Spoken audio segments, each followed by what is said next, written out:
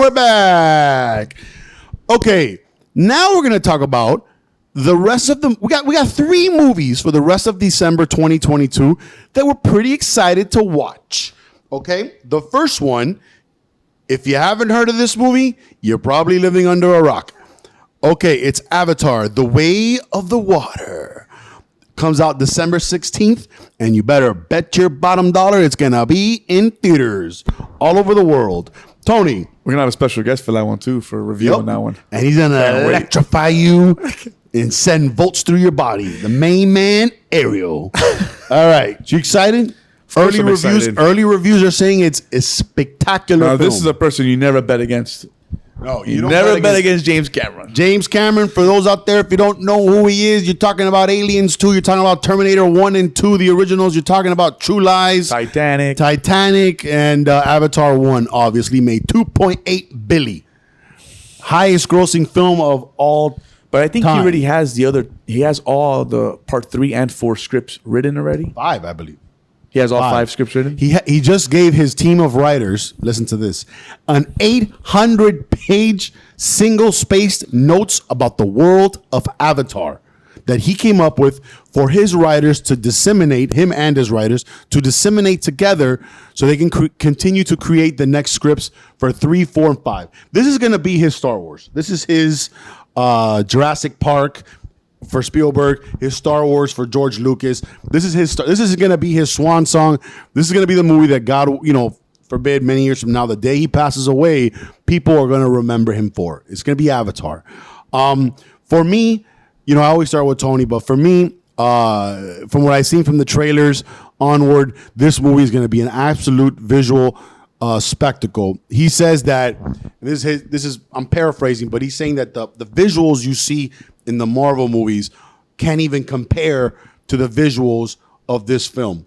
Because part 1 did that. So yeah, part 1 was. He's got to now take it. Yeah, part 1 of Avatar came out. Everything. Yeah, it came out in 2008. Changed CGI forever. I think we all remember we went to go watch it in theaters.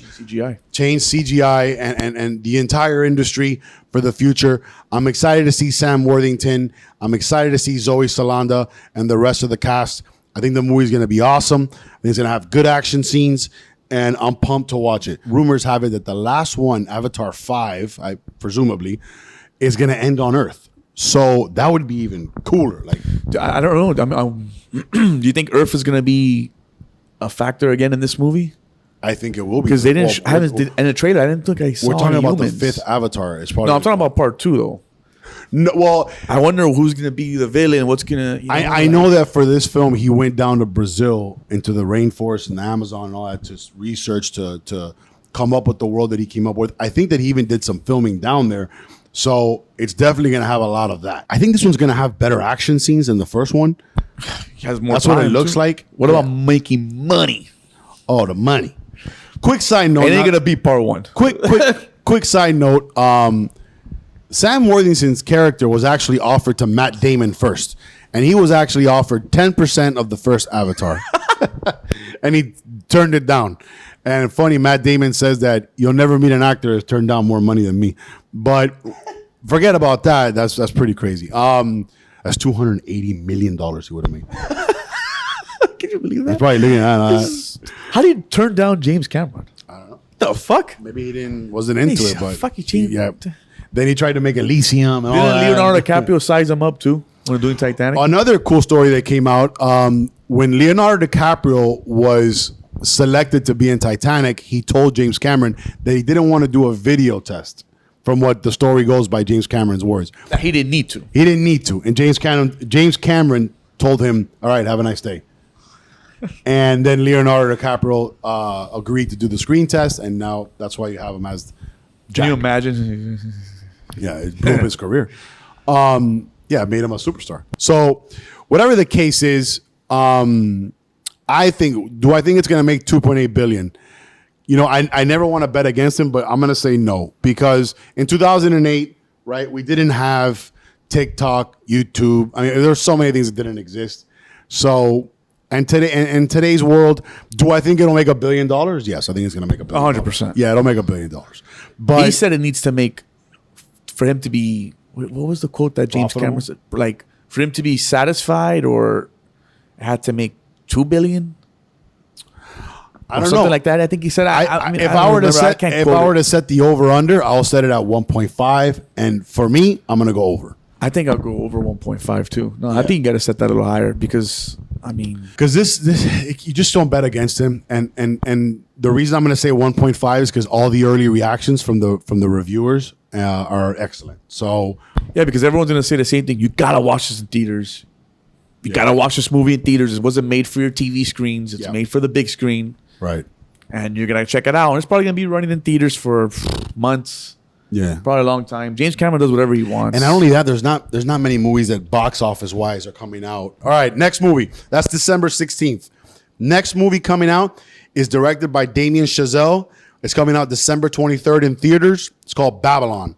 I'm excited. Ensemble cast. Well, not really an ensemble cast, but the lead is going to be basically Margot Robbie. You know her from Wolf of Wall Street, from I, Tonya.